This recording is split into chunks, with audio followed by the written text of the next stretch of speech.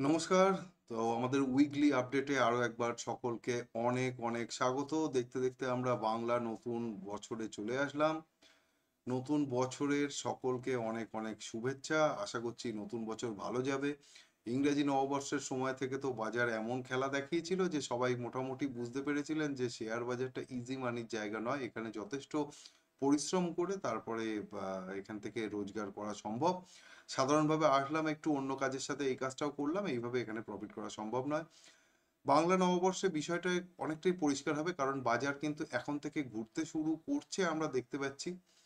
তবে এই ঘোড়াটাই যে ঘোড়া হবে বা এখান থেকে আরেকটু নিচে আসবে না, সেটা তো এই মুহূর্তে বলা যায় না। সেটা আমাদের চার্ট দেখে বুঝতে হবে যে বাজার কি বলতে চাইছে, কারণ চার্টই সর্বৈব সত্য। যেমন ধরুন, একটা উদাহরণ দিই। সোনার দাম যেভাবে হুড়মুড় করে বেড়ে চলেছে এবং যেখান থেকে সোনার দামে একটা কারেকশন হওয়ার সম্ভাবনা দেখা যাচ্ছিল, সেখান থেকে আবার ঘুরে ওপরের দিকে চলে গেল। এখন এই রকম সিচুয়েশন এবং অল টাইম হাইতে উঠে গেল। এই রকম সিচুয়েশনে যদি আপনি মনে করেন যে সোনার দাম এইভাবে বেড়ে যাচ্ছে, এটা কিন্তু ঠিক নয়, তাহলে সেটা ঠিক নয়। বাজার যেটা করছে সেটাই ঠিক, আমাদেরকে তার সাথে অ্যাডজাস্ট করতে হবে। এবং যদি ঠিকঠাক স্টক আপনার কেনা থাকে, তাহলে দেখবেন একটা সময় গিয়ে যে বাজার কিছু কিছু সময় সেই স্টকগুলোতে আরো ওয়েট বাড়ানোর জন্য সুযোগ দেয়। আপনি সেই সুযোগটা নিয়ে নিলে একসময় গিয়ে খুব বড় হাসি হাসতে পারবেন, না হলে লোকে আপনার উপরে হাসবে। কারণ সবাই জানেন মোটামুটি যে শেয়ার বাজারে বিনিয়োগ করলে কিন্তু ভারতবর্ষের লোকেরা এখনো পর্যন্ত শেয়ার বাজারের বিনিয়োগকারীদের অনেক অংশে জুয়ারি ভাবে। তো যাই হোক, সেই চিন্তা আমাদের করে লাভ নেই। এমনি বিদেশের বাজারে যেমন একটা ডামাডোল চলছে, আমাদের দেশীয় রাজনীতিতেও একটা ডামাডোল চলছে। রাজনীতিতে বলবো না, দেশীয় সমাজ মাধ্যমে, বিশেষ করে পশ্চিমবঙ্গে একটা ভালোই ডামাডোলের সময় এখন চলছে। কিন্তু এই ভোলাটিলিটি যখনই আসে, তারপরেই কিন্তু একটা চেঞ্জ হয়। ঠিক যেমন ওপর থেকে নিচে আসার সময় মার্কেটে একটা হালকা ভোলাটিলিটি তৈরি হয়েছিল, তারপরে সেখান থেকে নিচে এসেছিল। ঠিক একইভাবে যখন নিচে আসার পরে ভোলাটিলিটি তৈরি হয়, তখন এখান থেকে আরো একটা মুভ শুরু হয়। আমাদের এই মুভগুলোকেই ধরতে হবে এবং এই সময়ের জন্য, উপযুক্ত সময়ের জন্য অপেক্ষা করে বসে থাকতে হবে। শেয়ার বাজারে যারা বড় প্রফিট করার চিন্তা ভাবনা করেন, তারা কিন্তু এইভাবেই কাজ করেন। তো চলুন আজকে চার্ট থেকে শুরু করব, নতুন বছরে কেমন যেতে চলেছে। আর এই সপ্তাহে তো মাত্র 3টে দিন ট্রেডিং সেশন পাবো, অর্থাৎ বাংলা নতুন বছর শুরু হবে সেই সময় আমরা 3টে দিন পাবো ট্রেড করার জন্য। তবে তার আগে বিধিবদ্ধ সতর্কীকরণ: শেয়ার বাজারে বিনিয়োগ কিন্তু সম্পূর্ণভাবে বাজারগত ঝুঁকি সাপেক্ষ এবং উপযুক্ত প্রশিক্ষণ না থাকলে এখান থেকে প্রফিট করা সম্ভব নয়। এবং শেয়ার বাজারকে যদি আপনি ব্যবসা হিসেবে না দেখেন, তাহলেও কিন্তু আপনার ধারাবাহিকভাবে প্রফিট হওয়া এখান থেকে সম্ভব নয়। এই ব্যবসাটা শিখে পড়ে করতে হয়। আর আমি আপনাদের সঙ্গে যে তথ্যগুলো আজকে শেয়ার করব, সেটা আমার ভিউ, আমি মার্কেটকে দেখে কি ভাবছি এবং আমি মার্কেটে কেমন অ্যাকশন নেব, সেইটা আপনাদের সঙ্গে শেয়ার করব। এখানে কোনো বাই সেল হোল্ড কোনো রকম রেকমেন্ডেশন নেই।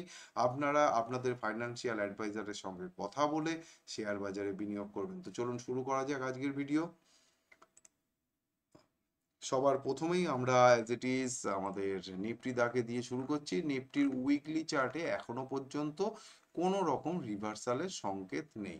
রিভার্সালের সংকেত উইকলি চার্টে কখন আসবে? যখন এই সাদা দাগের ওপরে শেষ করবে, যেমনটা এখানে করেছিল। এখানে শেষ করে পরের সপ্তাহে নেমে এসেছে। এই সপ্তাহেতে বড় সড়ো গ্যাপ ডাউন হয়ে শুরু হয়েছিল ডিউ টু আমাদের ট্রাম্প দা এমন এমন বক্তব্য পেশ করেছেন, যার ফলে এখানে শুরু হয়েছিল। আবার এমন বক্তব্য উনি পেশ করেছেন যার ফলে এখানে গিয়েছেন।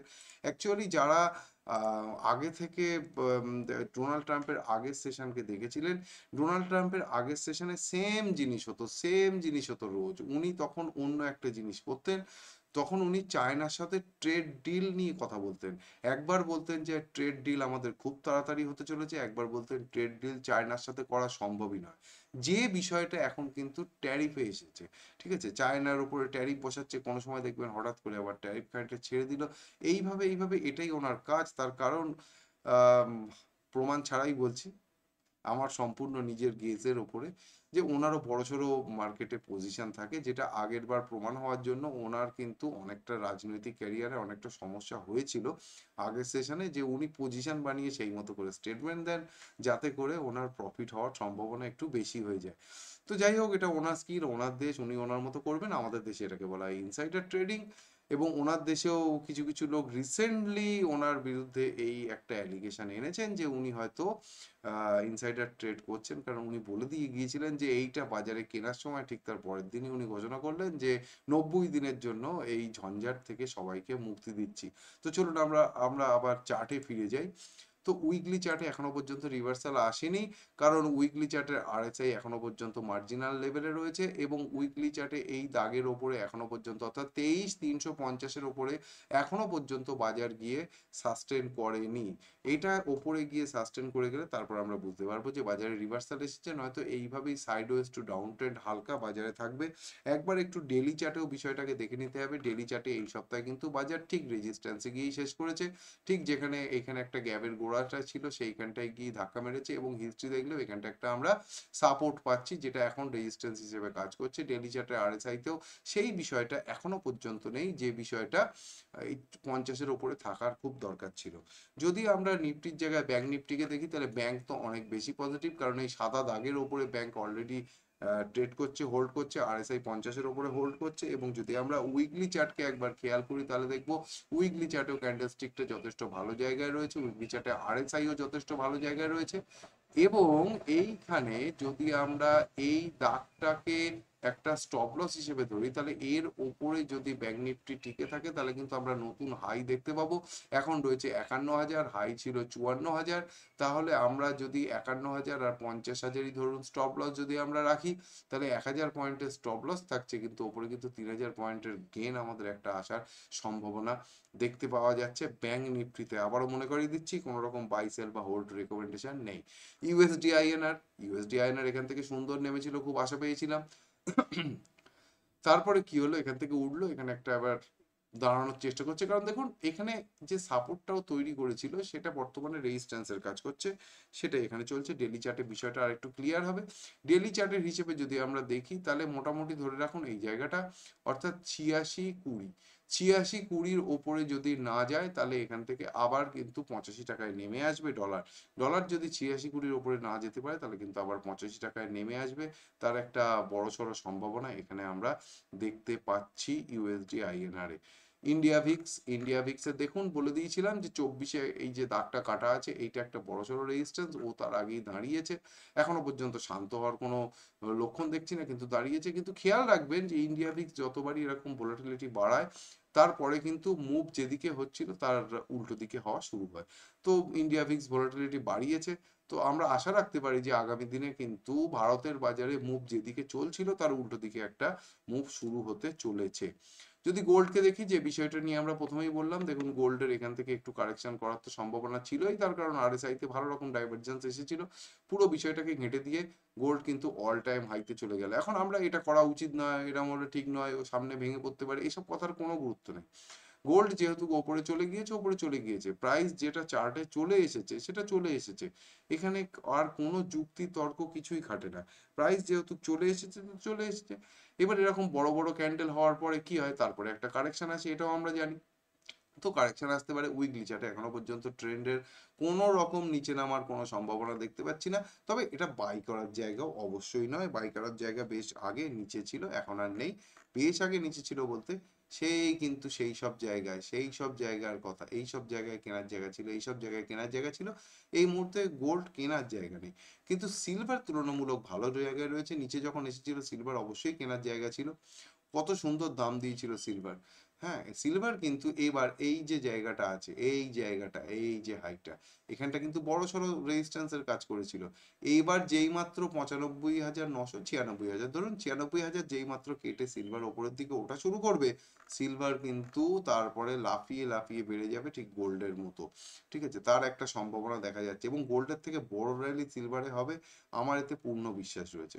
ক্রুড অয়েল, এত ডামাডোলের মধ্যে ক্রুড অয়েলের তো এই অবস্থা হবেই। তো ক্রুড অয়েল নিচে নেমে এসেছে, খুব ভালো কথা, নিচে নেমে এসেছে, এবং এই সপ্তাহে মনে হচ্ছে ক্রুড অয়েল ওপরে যাবে। ক্রুড অয়েল সামনে 5,700 আশপাশে রেজিস্ট্যান্স পাবে। এখন রয়েছে 5,300। তো 400 পয়েন্টের একটা র্যালি ক্রুড অয়েলে অবশ্যই আশা করা যায়। ক্রুড অয়েল একটা রেজিস্ট্যান্সে আছে, পরের রেজিস্ট্যান্স পর্যন্ত যাওয়ার একটা সম্ভাবনা ক্রুড অয়েলে তৈরি হয়েছে। যদি আমরা ন্যাচারাল গ্যাসকে দেখি, ন্যাচারাল গ্যাস এখান থেকে উঠবে আশা করেছিলাম, সেরকমই সম্ভাবনা তৈরি হচ্ছিল, কিন্তু এখান থেকে ঘুরে গিয়েছে। তো স্টপ লস তো এখানে রাখার দরকারই ছিল 300-র আশপাশে। 300-র আশপাশে স্টপ লস রাখলে এখন 304 রয়েছে, সুতরাং স্টপ লস এই সপ্তাহতেও কার্যকর করা যেতে পারে। ঠিক আছে, কারণ নিচে যদি আসে, বেশ খানিকটা একটু নিচে আসবে, তখন থেকে আবার বাই করতে হবে। হ্যাঁ, কিন্তু ন্যাচারাল গ্যাসের তবু যেন মনে হচ্ছে একটু উপরে যাওয়ার সম্ভাবনা দেখতে পাচ্ছি। ডাও জোন্স দেখুন, এই হচ্ছে ভোলাটিলিটির চরম। ওপর থেকে ডবল টপ বানিয়েছিল, একদম কপি বুক প্যাটার্নে নেমেছে নিচে, এবং এখান থেকে রিট্রেসমেন্ট আসছে। আমার ধারণা উইকলি চার্ট হিসেবে ডাও জোন্সের চার্ট দেখে আমার যা মনে হচ্ছে, তাতে আমেরিকার বাজারে মানে আমাদের ট্রাম্প দাদু কিন্তু নতুন কিছু যখন তখন আবার বলতে চলেছেন, তার কারণ রেজিস্ট্যান্স খুব সামনে আছে। এইখানটায় আমরা কিন্তু দেখতে পাবো যে ডাও জোন্স রেজিস্ট্যান্স পেতে চলেছে, তার পূর্ণ সম্ভাবনা রয়েছে। 41,500 কিন্তু বড়সড় রেজিস্ট্যান্স পাওয়ার সম্ভাবনা রয়েছে ডাউয়ের। 41,500 ডাউয়ের কাটার এই মুহূর্তে কোনো সম্ভাবনা আমি দেখতে পাচ্ছি না।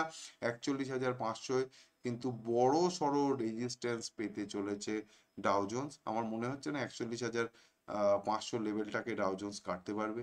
যদি আমরা নাসডাককে দেখি, নাসডাকের উইকলি চার্ট দেখে দেখতে হবে, কারণ খেলাটা একটু লম্বা সময়ের জন্য হয়েছে, এর ক্ষেত্রেও তাই আসবে। এইখানের যে হাইটা ছিল অর্থাৎ 20,500, অর্থাৎ 20,500 হচ্ছে নাসডাকের জন্য এমন একটা জায়গা যেখানটাকে এই মুহূর্তে নাসডাক হয়তো কাটতে পারবে না। কিন্তু হিস্ট্রিতে আমরা দেখেছি যে এগুলো যেহেতু অনেকটা ম্যানিপুলেশনের উপরে চলে, এবং ইউএস মার্কেটের অনেকের সংসার চলে এর উপরে, যেটা ভারতে নয় এখনো, সুতরাং মার্কেটের কথা কিন্তু সরকার শোনে। তো সেক্ষেত্রে ফাঁপিয়ে ফাঁপিয়ে চলা একটা সম্ভাবনা থাকতে পারে, কারণ ইউএস মার্কেটকে যদি আপনি হিস্ট্রি থেকে দেখেন, তাহলে কিন্তু সেইভাবে কারেকশন বড় বড় টাইম ছাড়া করে না। যখন আইটি বাবল তৈরি হয়েছিল সেই সময় একটা কারেকশন করেছিল, তারপরে আবার 2008-এ একবার কারেকশন করেছিল, যেটা এই কারেকশনের ভেতরেই করেছিল, এবং তারপরে ওই হাইটা এসে কেটেছিল মোটামুটি সেই 2016 সালে, যেটা তারপর থেকে এখন যথেষ্ট ওপরে উঠে রয়েছে, এবং 5,000-এর আশপাশে কেটে এটা কিন্তু ওপরে 22,000 পর্যন্ত উঠেছে। তো একটা ডিপ এখান থেকে আসলেও আসতে পারে, আরো একটু আসার সম্ভাবনা রয়েছে, এবং তার জন্য অবশ্যই 20,500 জায়গাটাকে ভায়োলেট করা যাবে না। যদি 20,500 লেভেলটাকে উইকলি চার্টের হিসেবে কেটে দিয়ে ওপরে সাস্টেন করে যায়, তাহলে জানবেন এও আস্তে আস্তে আবার ঘুরতে শুরু করবে, তাহলে জানবেন ম্যানিপুলেশন এখনো চলছে। ইউএস মার্কেটে টপ আউট হওয়ার যে সম্ভাবনাটা তৈরি হয়েছে, সেটা হয়ে গেলে ইউএস মার্কেটের জন্য অনেকটা ভালো, এবং আহ অন্য সমস্ত পৃথিবীর লোকেদের জন্য অনেকটা ভালো। কিন্তু সেটা যদি না হয়ে এইভাবে যদি ফাঁপিয়ে ফাঁপিয়ে নিয়ে যাওয়া হয়, তাহলে কিন্তু এটা যথেষ্ট ক্ষতিকারক হতে পারে সমস্ত পৃথিবীর বাজারের জন্য। কারণ এত বড় একটা বাজার, তার যদি এইভাবে একটা দুলুনি চলে, তার ইম্প্যাক্ট সমস্ত পৃথিবীর সমস্ত বাজারের ওপরই পড়বে।